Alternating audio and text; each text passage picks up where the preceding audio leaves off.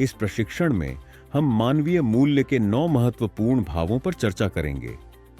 यह प्रशिक्षण उन सभी के लिए है जो अपने व्यक्तिगत और सामाजिक संबंधों को समझने और बेहतर बनाने में रुचि रखते हैं। हम इस पाठ्यक्रम में विश्वास, सम्मान, स्नेह, ममता, वात्सल्य, श्रद्धा, गौरव, कृतज्ञता और प्रेम जैसे भावों की गहरी समझ प्राप्त करेंगे। विशेष रूप से इसको समझने से हम अपने रिश्तों को बेहतर ढंग से निभा सकते हैं। अब आइए हम श्रद्धा के भाव से शुरू करते हैं और इसे विस्तार से समझते हैं।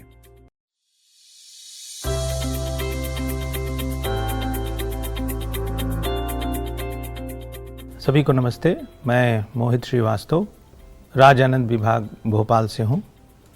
मानवीय मूल्य के कार्यक्रम की श्रृंखला में आज हम सभी परिवार में जो व्यवस्था को लेकर के चर्चा चल रही थी उसको आगे क्रमवार पूरा करना है, जिसमें अभी तक संबंधों को लेकर के जितनी भी चर्चा हुई और उसमें महत्वपूर्ण बात ये निकली कि संबंध एक मानव में देखें तो सेल्फ का सेल्फ से है, मैं का मैं से है, और इन संबंधों में भाव है एक का दूसरे मैं के लिए।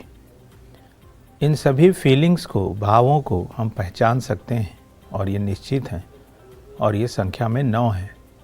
इनका निर्वाह और मूल्यांकन करने से उभय सुख होता है। वो 9 भाव विश्वास, सम्मान, स्नेह, ममता, वात्सल्य, श्रद्धा, गौरव, कृतज्ञता और प्रेम। इससे पूर्व में विश्वास, सम्मान, स्नेह, ममता और वात्सल्य पर बात हो चुकी है। आज हम बात शुरू करेंगे श्रद्धा के भाव से कि ये श्रद्धा का भाव क्या है। इस पे हम लोग चर्चा शुरू करेंगे। पाठ्यक्रम की रूपरेखा। मॉड्यूल 1, श्रद्धा और श्रेष्ठता की परिभाषा। इस मॉड्यूल में आप श्रद्धा और श्रेष्ठता के भाव को समझेंगे और 9 मानवीय भावों का पुनरावलोकन करेंगे। मॉड्यूल 2, श्रेष्ठता बनाम प्रतिस्पर्धा की मानसिकता।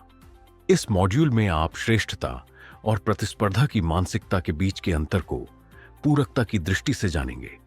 मॉड्यूल 3, गौरव और कृतज्ञता का परिचय। इस मॉड्यूल में आप गौरव और कृतज्ञता के भावों की परिभाषा और उनके आपसी संबंध को समझेंगे।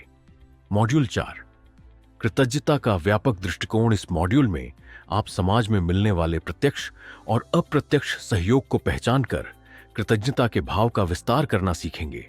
मॉड्यूल 5, कृतज्ञता पर आत्मचिंतन। इस मॉड्यूल में आप कुछ प्रश्नों के माध्यम से कृतज्ञता के भाव पर सेल्फ रिफ्लेक्शन करना और उसकी निरंतरता की जांच करना सीखेंगे। चलिए अब हम पहले मॉड्यूल को विस्तार से समझते हैं।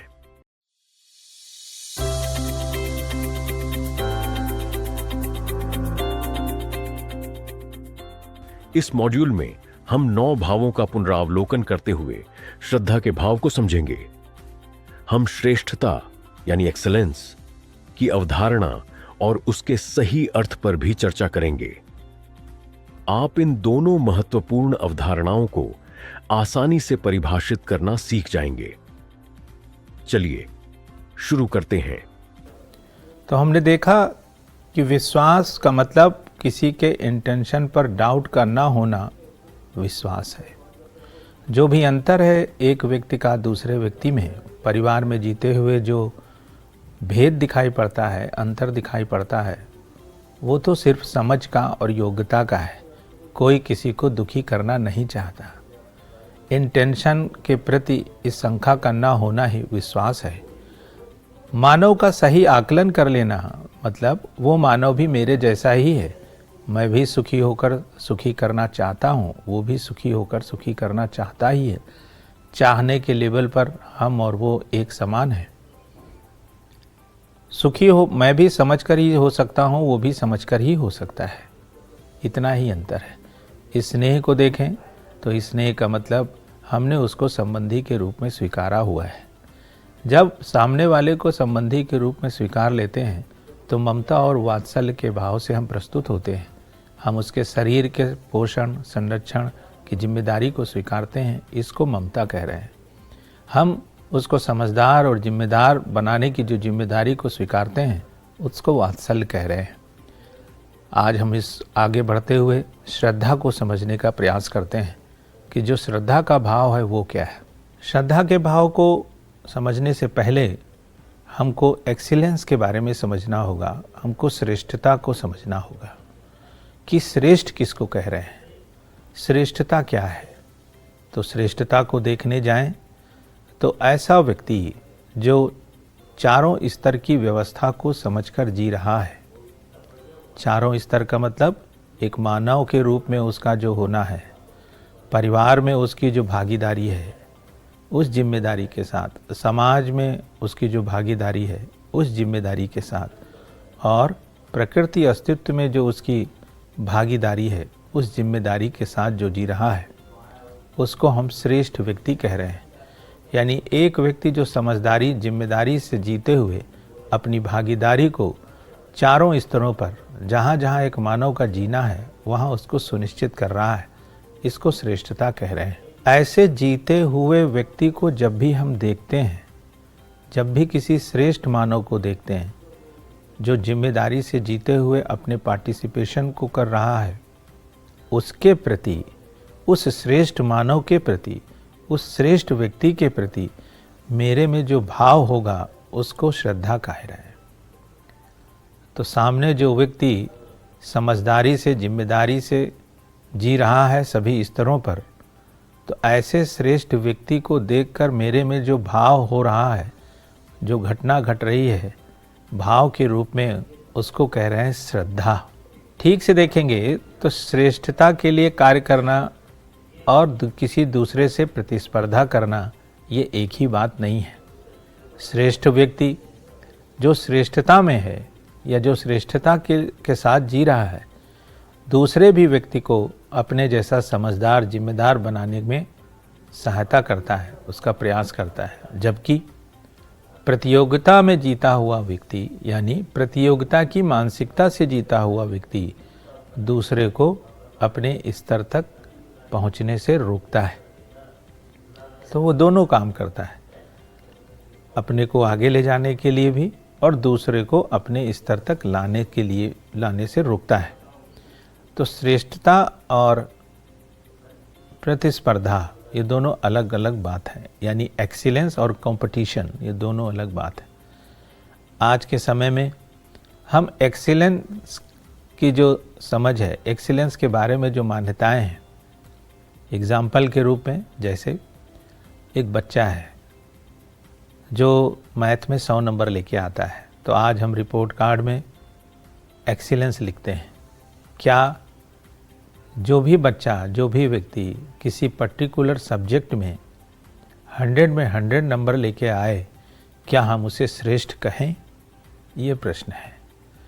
तो ठीक से देखेंगे तो किसी पर्टिकुलर विषय में विशेषता तो हो सकती है किसी भी व्यक्ति की, किसी स्किल में कोई व्यक्ति विशेष तो हो सकता है, लेकिन स्किल में जो व्यक्ति विशेष है, क्या हम उसको श्रेष्ठ कहेंगे? तो श्रेष्ठता तो अलग बात है। तो विषय में किसी विशेषता तो हो सकती है, जैसे हम कहते भी हैं हृदय रोग विशेषज्ञ, किडनी रोग विशेषज्ञ। तो किसी पर्टिकुलर स्किल में, किसी पर्टिकुलर क्षेत्र में, किसी पर्टिकुलर विषय में विशेष होना विशेषता कहलाता है, स्पेशलिस्ट हो सकता है, श्रेष्ठ नहीं हो सकता। श्रेष्ठ तो वो है जहाँ पर उसका जीना है, तो स्वयं के लेवल पर, परिवार के लेवल पर, समाज के लेवल पर, प्रकृति और पूरे अस्तित्व के स्तर पर जहाँ भी उसका जीना है, वहाँ जिम्मेदारी पूर्वक जीते हुए उसकी जो भी भागीदारी है, उसका जो भी रोल है, उसका जो भी पार्टिसिपेशन है, उसको करता है। ऐसे व्यक्ति को हम श्रेष्ठ व्यक्ति कह रहे हैं। और ऐसे जीते हुए व्यक्ति को, मानव को हम जब भी देखते हैं तो उसके प्रति मेरे में श्रद्धा का भाव होता है।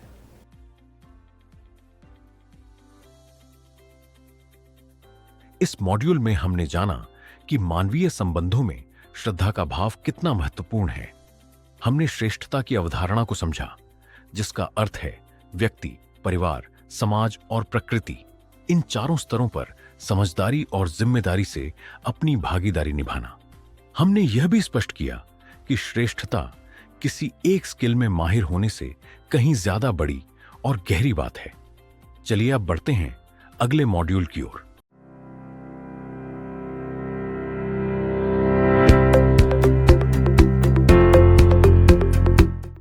इस मॉड्यूल 2 में हम श्रेष्ठता बनाम प्रतिस्पर्धा की मानसिकता को समझेंगे।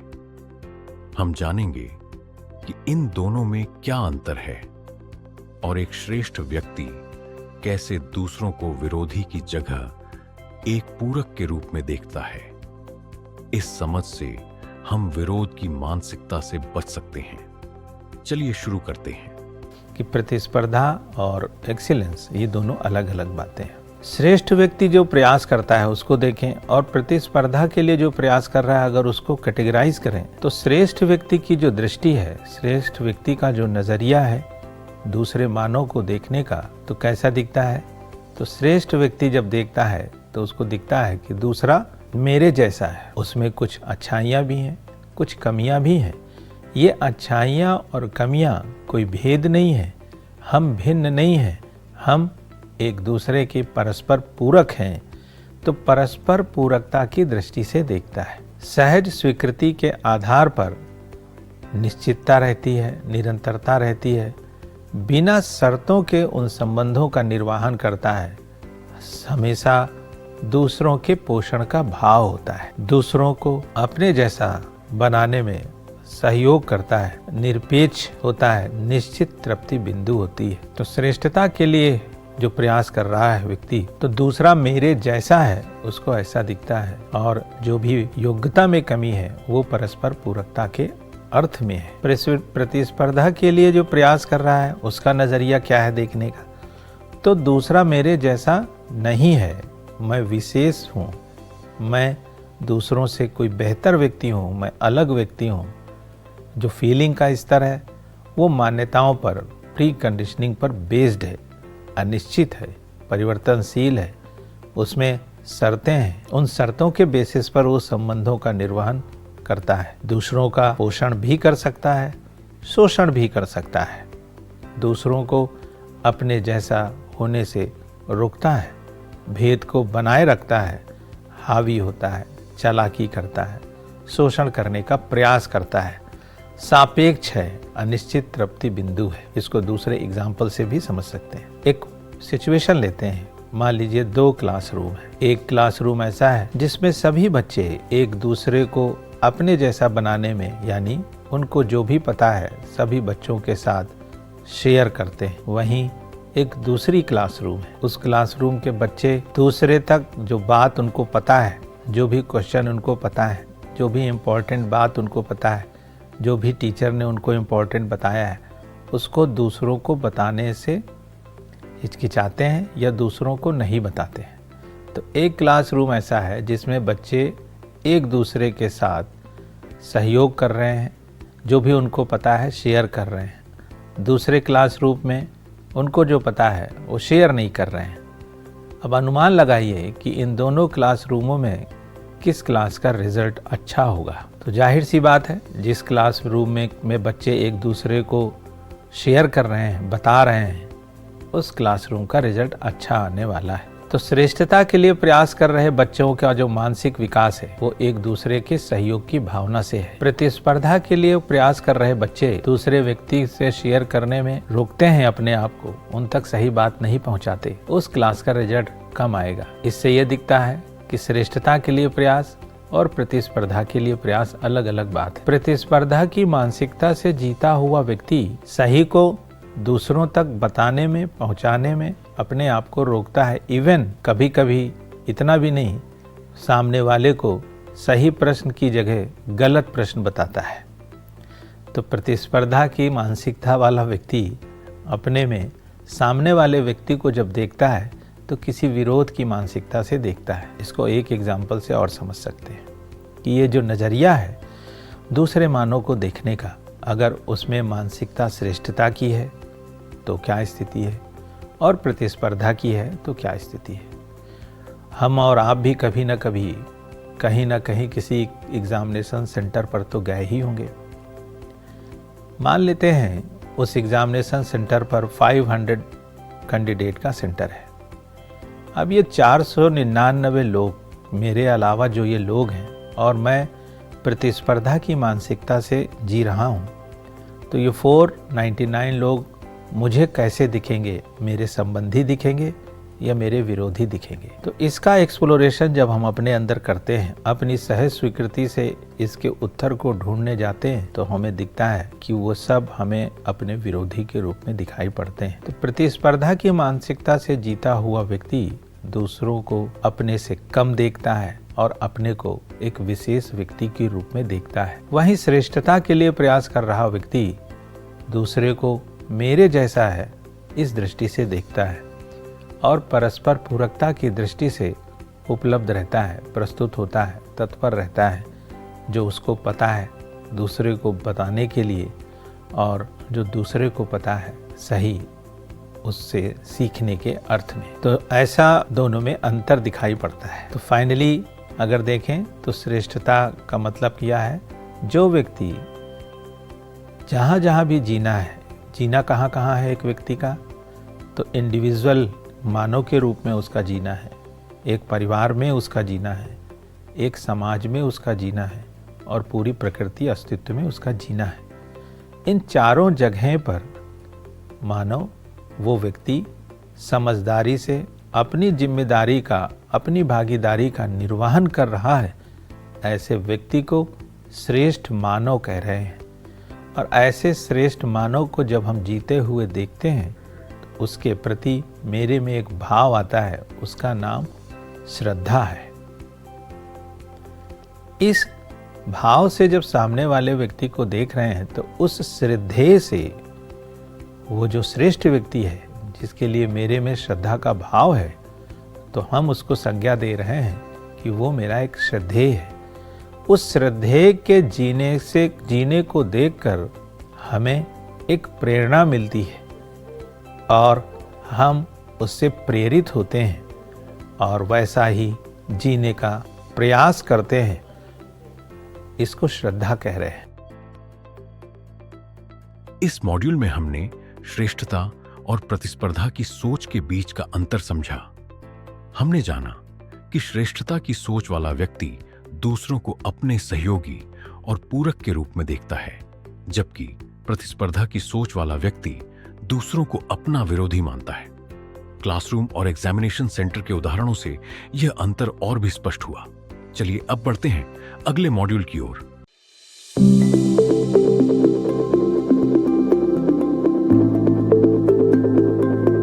इस मॉड्यूल में हम गौरव और कृतज्ञता जैसे महत्वपूर्ण मानवीय भावों को समझेंगे। आप सीखेंगे कि गौरव का भाव क्या है और यह श्रेष्ठता के लिए प्रयास करने वालों के प्रति कैसे महसूस होता है। हम कृतज्ञता की परिभाषा और उसके महत्व को भी जानेंगे। चलिए शुरू करते हैं। सही मायने में उस श्रेष्ठ व्यक्ति के लिए जो हमारा सम्मान है कि हम वैसा जीने का प्रयास करते हैं, यही सही मायने में उसका सम्मान सुनिश्चित करता है। एक बार अगर हमको श्रेष्ठता समझ में आ गई तो फिर हम आगे के भावों को भी समझ सकते हैं, जैसे श्रद्धा को हम लोगों ने एक्सप्लोर किया। आगे बढ़ते हैं और गौरव के भाव को समझने का प्रयास करते हैं। तो गौरव का क्या मतलब है, उसकी डिफिनेशन को देखें। जिन्होंने श्रेष्ठता के लिए प्रयास किया, मतलब ऐसे मानव जो श्रेष्ठता की ओर अग्रसर है, श्रेष्ठता की तरफ प्रयास कर रहे हैं, अपनी समझ को, अपनी योग्यता को बढ़ा रहे हैं कि अस्तित्व में जो वास्तविकताएं हैं, जो रियलिटीज़ हैं, उन रियलिटीज़ को समझकर अपनी जिम्मेदारी को देखते हैं, अपनी भागीदारी को पहचानते हैं और वैसा प्रयास कर रहे हैं। तो as a human being, as a family member, as a society member, as a entity of existence and nature, पूरी प्रकृति और अस्तित्व में उनका जो होना है, समाज में जो उनका होना है, परिवार में जो उनका होना है, उसको समझकर वैसा जीने का प्रयास कर रहे हैं। ऐसे लोगों के प्रयास को जब हम देखते हैं, ऐसे मानवों को जब हम देखते हैं जो श्रेष्ठता की ओर अग्रसर हैं और प्रयासरत हैं, तो उनके लिए मेरे में जो भाव होगा उसका नाम गौरव है, उसको हम ग्लोरी कहते हैं। ये बात तभी हमको क्लियर हो सकती है जब हमको श्रेष्ठता के प्रति क्लियरिटी हो। तो श्रेष्ठता मतलब, हम लोगों ने पहले भी इसको देखा, मैं एक बार फिर से इस बात को रिपीट कर देता हूँ। श्रेष्ठता का मतलब है एक ऐसा मानव जो मानव के रूप में परिवार में, समाज में और प्रकृति में और इस पूरे अस्तित्व में समझदारी, जिम्मेदारी और अपनी भागीदारी क्या है उसको सुनिश्चित करते हुए जी रहा है, वो श्रेष्ठ है। और ऐसा जीने के लिए जो प्रयास कर रहे हैं उनके प्रति मेरे में जो भाव है उसका नाम गौरव है। और जो अगला भाव है 9 भाव में, वो है कृतज्ञता, ग्रेटिट्यूड। इसको समझते हैं। जिन्होंने मेरी श्रेष्ठता के लिए प्रयास किया उनके प्रति भाव, feeling for those who have made effort for my excellence. कृतज्ञता एक ऐसा भाव है कि इसको अगर हम अपनी व्यापक दृष्टि से देखें तो बहुत सारे लोगों के प्रति हम कृतज्ञ हो सकते हैं। मतलब इसको समझने जाएं तो मैं परिवार में जीते हुए ये जो दूसरे मानव हैं उसके व्यवहार में जो ममता का भाव, जो स्नेह का भाव, जो विश्वास के भाव को मैं अगर देख पाता हूँ तो मैं यह भी देख पाता हूँ कि दूसरा व्यक्ति मेरी सही समझ को और सही भाव को बढ़ाने में सहयोगी रहा है या सहयोगी है। अभी भी परिवार के वो दूसरे व्यक्ति मेरी जो शरीर की आवश्यकताएं हैं सुविधा के रूप में, तो मेरी आवश्यक सुविधा को उपलब्ध कराने में मेरे सहयोगी रहे हैं या हैं। तो कृतज्ञता के भाव को समझने जाएं तो हम देखते हैं कि वो सभी जिन्होंने मेरी अंडरस्टैंडिंग, मेरी समझ और मेरे भाव को ठीक करने में सहयोग किया है, मेरी समझ को बढ़ाने में सहयोग किया है, जो वास्तविकता है उसका साक्षात्कार कराने में, उसका आभास कराने में मेरा सहयोग किया है। साथ ही जिन्होंने मेरी शरीर की आवश्यकताओं को उपलब्ध कराया है या करा रहे हैं, उसमें सहयोगी रहे हैं, उन सभी के प्रति मेरे में जो भाव है वो उसको कृतज्ञता कहते हैं। इसको थोड़ा और डिटेल करके समझते हैं कि एक मानव के रूप में हमारा जो होना है, हम इस पृथ्वी पर, इस धरती पर जो हमारा होना है वो हमारे चाहने से नहीं है, वो अस्तित्व के और प्रकृति के किसी नियम से हम यहाँ हैं। माता पिता के संयोग से हमारा इस धरती पर होना हुआ है, और जब हम इस धरती पर आए तो हमारी आंखें भी बंद थी, हमारे शरीर में वो ताकत भी नहीं थी कि हम कुछ कर सकें खुद से, और हमारी योग्यता भी नहीं थी उतनी। तो जिस परिवार में भी हमारा जन्म हुआ, वहाँ पर उपस्थित वो परिवार के दूसरे सदस्य जिन्होंने मेरे साथ अपने संबंध को पहचाना और उस संबंध के निर्वहन में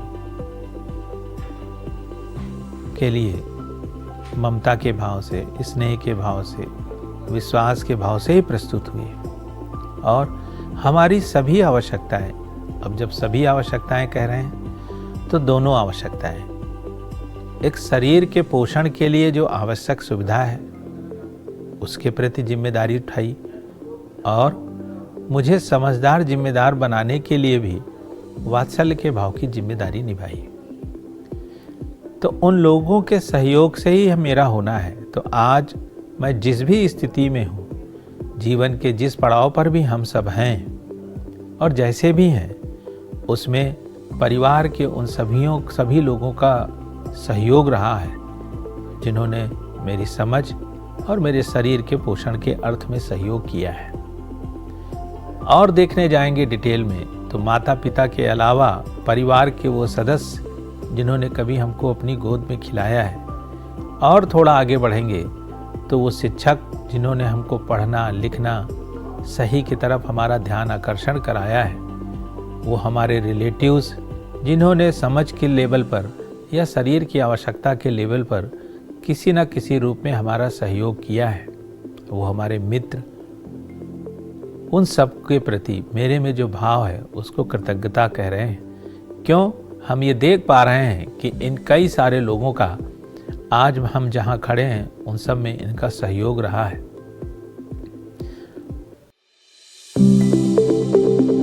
इस मॉड्यूल में हमने दो नए भावों गौरव और कृतज्ञता को समझा। हमने सीखा कि गौरव का भाव हम उन लोगों के प्रति महसूस करते हैं जो श्रेष्ठता पाने के लिए प्रयास कर रहे हैं, वहीं कृतज्ञता का भाव उन लोगों के प्रति होता है जिन्होंने हमारी समझ बढ़ाने में या हमारी जरूरतों को पूरा करने में हमारी मदद की है, जैसे हमारे माता पिता और शिक्षक। चलिए अब बढ़ते हैं अगले मॉड्यूल की ओर।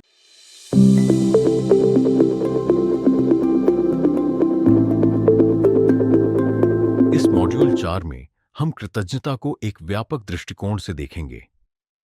हम समझेंगे कि यह सिर्फ व्यक्तिगत रिश्तों तक सीमित नहीं है, बल्कि इसमें पूरे समाज का योगदान है।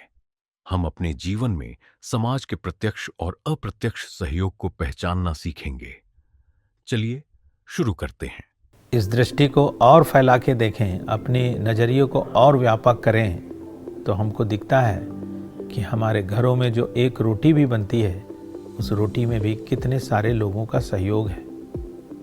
जिन ठंडी की रातों में हम अपने घरों में रजाई ओढ़ के लेटते हैं, उन्हीं सर्दियों की रातों में किसी खेत में कोई किसान गेहूं की फसल को सींच रहा होता है। तो घर में एक रोटी बनने की प्रक्रिया को भी देखेंगे तो कहीं दूर कोई किसान इस काम को करता है।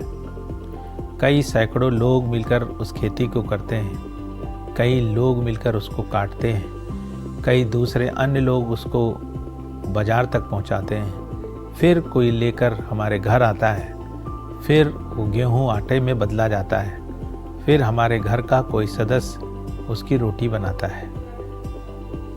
इतने सारे लोगों के सहयोग के बाद हमारे लिए वो एक रोटी तैयार होती है। तो प्रत्यक्ष अप्रत्यक्ष बहुत सारे लोगों का सहयोग है। हम इस बात को जब देख पाते हैं तो उनके प्रति हम कृतज्ञता के भाव से भर जाते हैं कि इतने सारे लोगों का सहयोग रहा है मेरे होने में, तो हम उन सभी के प्रति कृतज्ञ होते हैं। तो माता पिता, भाई बहन, चाचा चाची, मित्र, शिक्षक और समाज के वो सभी जो डायरेक्ट इनडायरेक्ट हमारे सहयोगी रहे हैं। आज हम जिस स्थिति में हैं, जहाँ भी हैं, उन सभी के प्रति मेरे में जो भाव है उसका नाम कृतज्ञता है। कृतज्ञता के भाव को आप अपने नज़रिए से जितना फैला के देखना चाहें देख सकते हैं। तो आज हम जहाँ भी हैं, एग्जाम्पल के लिए ये जो भाषा मैं बोल रहा हूँ, हिंदी भाषा, ये हमारी बनाई हुई नहीं है, हमको मानवीय परंपरागत तरीके से मिली है। अगर ये भाषा न होती तो शायद मैं इस बात को न कह पाता, न आप तक पहुँच पाती। तो मानवीय परंपरा में वो सभी हमारे पूर्वज जिनका बहुत योगदान है, आज जो भी समाज की स्थिति है, हम आज जहाँ भी हैं, उनमें उन सभी का योगदान है। तो कृतज्ञता के भाव को दृष्टि में फैलाएंगे तो जहाँ तक हम देख सकते हैं तो पूरी मानवीय परंपरा के प्रति कृतज्ञ होना तो हम हो ही सकते हैं। वो नज़रिया हमारा होने की ज़रूरत है। तो जितना छोटे में देखना चाहें कृतज्ञता को देख सकते हैं, तो कम से कम माता पिता के रूप में, परिवार के अन्य सदस्यों के रूप में उन्होंने तो किया ही है। वो जैसे थे, उनकी जो भी योग्यता थी, जितनी भी योग्यता थी, उसके अनुरूप उन्होंने मैक्सिमम देने का प्रयास किया है।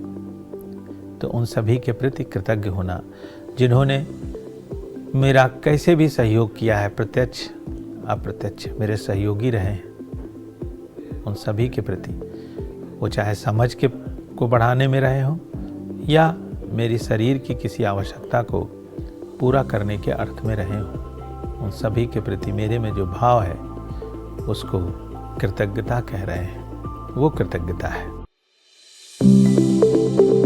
इस मॉड्यूल में हमने कृतज्ञता को व्यक्तिगत संबंधों से आगे बढ़कर एक सामाजिक नजरिए से देखा। एक रोटी के उदाहरण से हमने समझा कि हमारे जीवन को सुगम बनाने में किसान से लेकर बाजार तक अनगिनत लोगों का अप्रत्यक्ष योगदान है। हमने यह भी जाना कि हमें अपनी भाषा और पूरी मानवीय परंपरा के प्रति भी कृतज्ञ होना चाहिए, जिसकी वजह से हमारा आज का जीवन संभव हो पाया है। चलिए अब बढ़ते हैं अगले मॉड्यूल की ओर।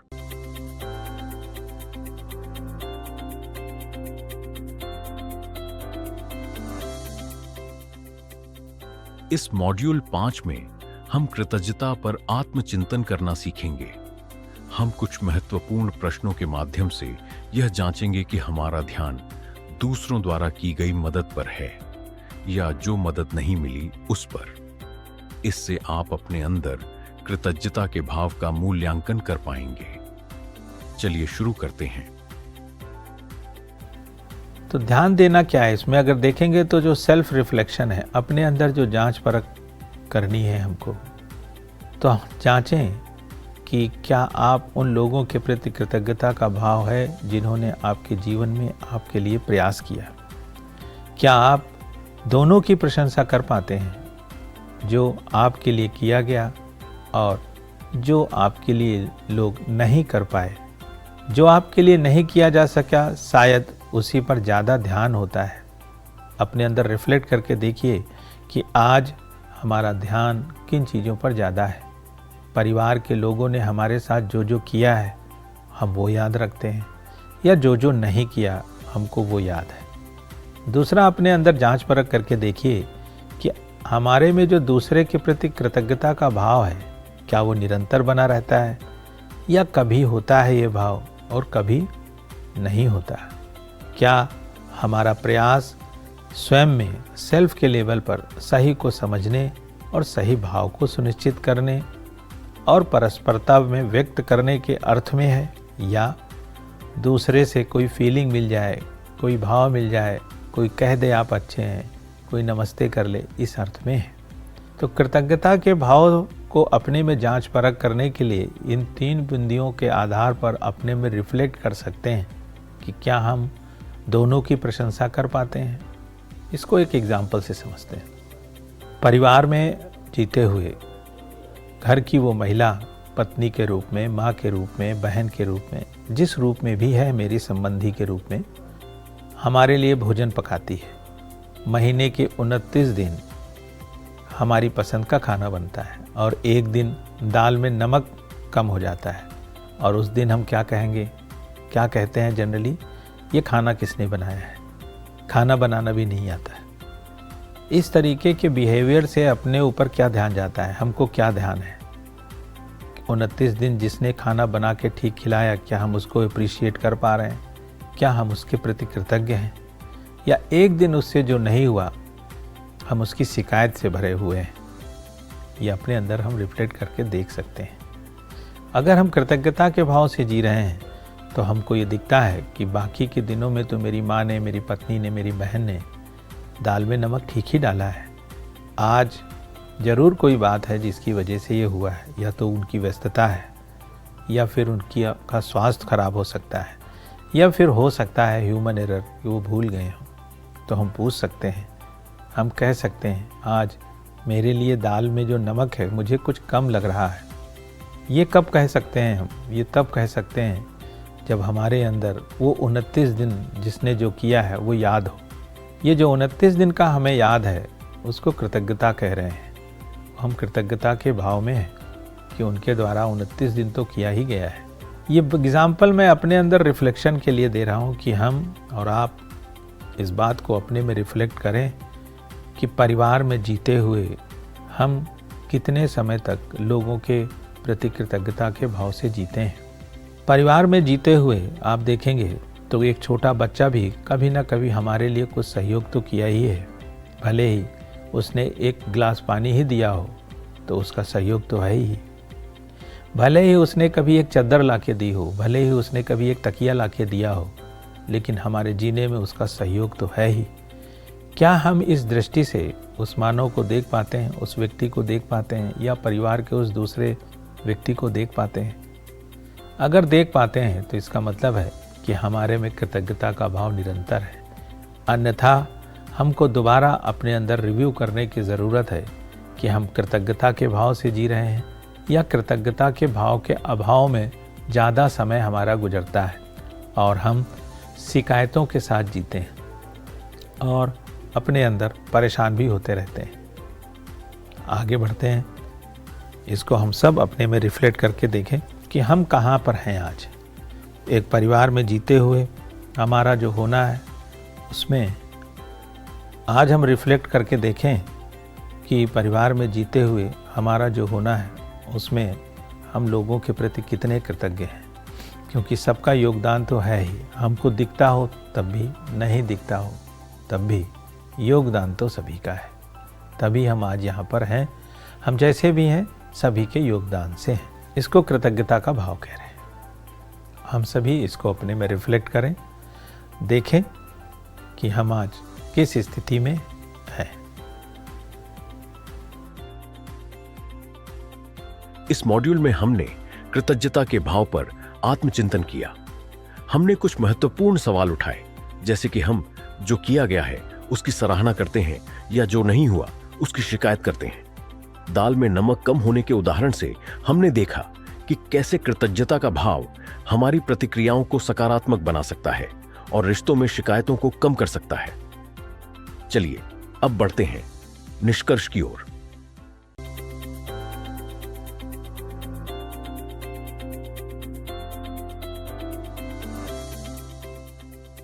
इस कोर्स में हमने मानवीय संबंधों को बेहतर बनाने वाले कुछ बहुत ही महत्वपूर्ण भावों को समझा। चलिए मुख्य बातों को एक बार फिर से दोहराते हैं। हमारी पहली सीख श्रद्धा और श्रेष्ठता के सही अर्थ को समझना था। श्रद्धा का भाव श्रेष्ठता की पहचान करने से ही जन्म लेता है। श्रेष्ठता का मतलब केवल किसी काम में निपुण होना नहीं है, बल्कि जीवन के सभी 4 स्तरों व्यक्ति, परिवार, समाज और प्रकृति के साथ अपनी जिम्मेदारी को समझकर उसे पूरा करना है। जब हम इस नजरिए से सोचते हैं तो दूसरे लोग हमें प्रतियोगी नहीं बल्कि सहयोगी और पूरक लगने लगते हैं। यह समझ हमारे अंदर एक सकारात्मक बदलाव लाती है, जिससे हम दूसरों के साथ मिलकर काम करने के लिए प्रेरित होते हैं और हमारे संबंध गहरे और विश्वासपूर्ण बनते हैं। हमारी दूसरी सीख गौरव के भाव को पहचानना था। गौरव का भाव हम उन लोगों के प्रति महसूस करते हैं जो श्रेष्ठता पाने के लिए ईमानदारी से प्रयास कर रहे हैं, भले ही वे अभी सफल न हुए हों। यह भाव हमें दूसरों के प्रयासों का सम्मान करना सिखाता है। जब हम अपने आसपास के लोगों में, चाहे वे हमारे सहकर्मी हों, परिवार के सदस्य हों या समाज में कोई और, श्रेष्ठता के लिए किए जा रहे प्रयास को पहचानते हैं और उसकी सराहना करते हैं, तो एक बहुत ही सकारात्मक और प्रेरणादायक माहौल बनता है। यह हमें सिखाता है कि हमें केवल परिणाम की नहीं, बल्कि उस तक पहुंचने के लिए की गई मेहनत की भी कद्र करनी चाहिए। हमारी तीसरी और सबसे महत्वपूर्ण सीख कृतज्ञता के भाव को अपने जीवन में व्यापक रूप से उतारना था। कृतज्ञता सिर्फ किसी के द्वारा की गई सीधी मदद के लिए धन्यवाद कहना नहीं है। यह उन अनगिनत लोगों और व्यवस्थाओं के योगदान को पहचानने का भाव है जिनकी वजह से हमारा जीवन चल रहा है। सुबह की चाय से लेकर रात के भोजन तक, हमारे पहने हुए कपड़ों से लेकर हमारे ज्ञान तक, हर चीज में अनगिनत लोगों का अप्रत्यक्ष सहयोग शामिल है। जब हम इस सच्चाई को महसूस करते हैं तो हमारे अंदर से शिकायत का भाव कम हो जाता है और हम हर छोटी बड़ी चीज के लिए आभारी महसूस करते हैं। यह दृष्टिकोण हमारे जीवन में संतोष और खुशी लाता है। अब इस कोर्स के समापन पर चलिए एक अंतिम प्रश्नोत्तरी की ओर बढ़ते हैं, जिसको सफलतापूर्वक खत्म करके आप सर्टिफिकेट प्राप्त कर सकते हैं।